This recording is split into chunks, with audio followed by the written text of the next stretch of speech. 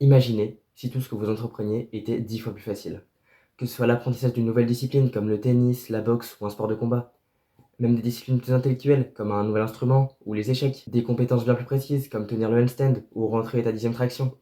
Imagine juste si tout ça, c'était beaucoup plus facile. Tout ça, c'est bel et bien possible. Et le secret derrière ça, c'est la santé. Je pense sincèrement que personne ne se rend compte de tout le pouvoir qu'a la santé. Prenons un exemple simple. Si tu respires correctement, et croyez-moi, il y a quasiment personne qui sait respirer correctement, tu oxygènes juste bien mieux ton cerveau. Et ça paraît débile comme ça, mais ça change littéralement tout. Sur la récupération, le sommeil, la clarté mentale, les performances physiques en elles-mêmes. Ça change absolument tout.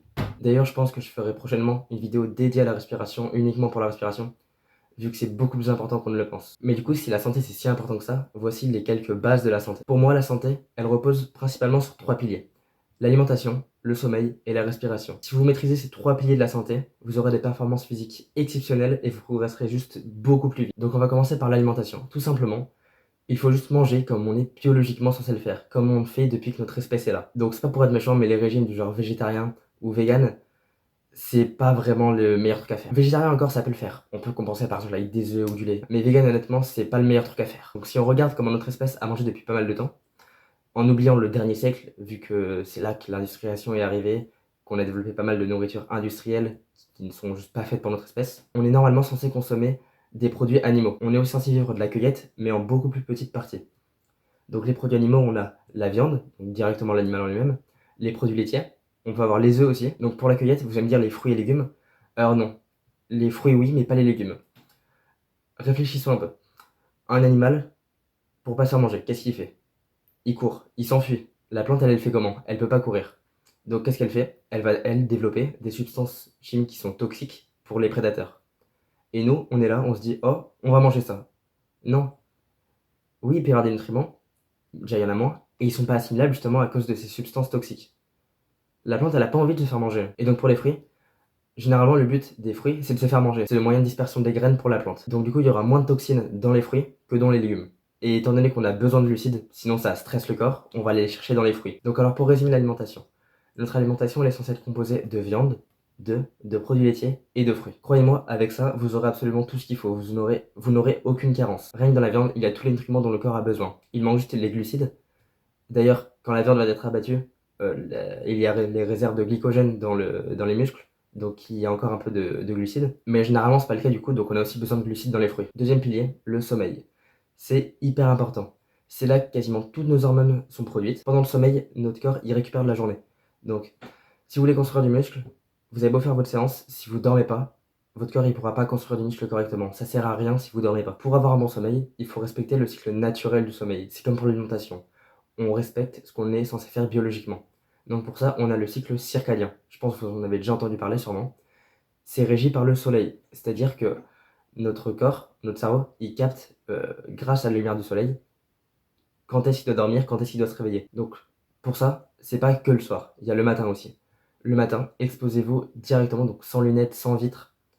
Ça bloque, ça bloque une partie de la lumière sinon. La partie de la lumière qui nous intéresse.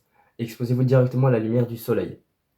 La lumière bleue, elle va être captée par vos yeux, ça va envoyer un signal au cerveau qui va vous réveiller. Ça va envoyer un pic de cortisol. D'ailleurs, le cortisol, on peut entendre qu'il est pas bon. Il est pas bon uniquement sur longue durée. Donc le cortisol chronique. Donc ce pic de cortisol, il va vous réveiller. C'est plus efficace que du café, croyez-moi. Et donc ça va aussi permettre à votre cerveau de pouvoir timer la fin de la journée. C'est-à-dire qu'il va pouvoir se dire, dans tant de temps, je dois dormir. Donc ça, c'est pour le matin. Et le soir, il faut éviter la lumière bleue. Il n'y en a plus vraiment dans les rayons du soleil, mais elle vient artificiellement par exemple de la télé, de vos téléphones, des écrans, et aussi des lumières artificielles, comme les lampes de plafond, etc. Le problème, si vous vous exposez à cette lumière bleue, c'est que votre corps il va croire que c'est le matin. Ça va littéralement faire le même effet que le matin quand vous vous exposez au soleil. Donc pour ça, je vous conseille d'acheter des lunettes anti-lumière bleue. Si vous pouvez pas, mettez un filtre rouge sur votre téléphone ou un filtre anti-lumière bleue. Donc maintenant, troisième pilier, la respiration. Je pense honnêtement qu'il n'y a pas grand monde qui sait respirer correctement. Je vais pas rentrer dans les détails dans cette vidéo, vu que c'est assez complexe. Il y a beaucoup à dire, mais je vais juste commencer par les bases. Je ferai une vidéo dédiée à la respiration. Donc la base déjà, c'est respirer par le nez. Si vous respirez par la bouche, ça signale littéralement à votre corps que vous êtes en mode alerte. Donc si au repos, vous respirez par la bouche, c'est comme si vous étiez en effort. Donc ça fait monter le cortisol, et là oui, c'est mauvais, c'est du cortisol chronique. La respiration buccale, elle active le mode qu'on appelle fight or flight. Donc combattre ou s'enfuir. Et donc vous allez me dire, c'est plus facile de respirer par la bouche, donc pourquoi? C'est plus difficile de respirer par le nez si on doit respirer par le nez? Bah en fait, c'est juste qu'on n'est pas habitué à respirer par le nez. Si vous regardez un nouveau-né, il va respirer par le nez, c'est ce qu'on fait naturellement.